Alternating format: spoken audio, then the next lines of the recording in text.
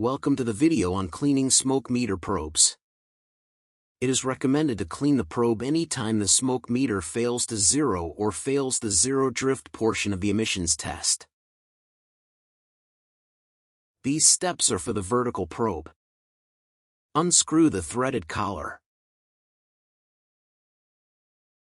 Gently rotate the sample probe while pulling to remove it from the smoke head.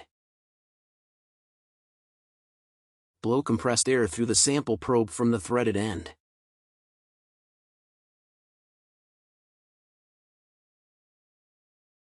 Reinsert the sample probe into the smoke head and hand tighten the threaded collar.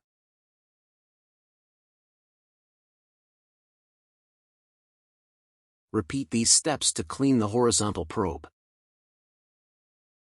Unscrew the threaded collar. Gently rotate the sample probe while pulling to remove it from the smoke head. Blow compressed air through the sample probe from the threaded end. Reinsert the sample probe into the smoke head and hand tighten the threaded collar. Now that the sample probe is clean, you can use your smoke meter.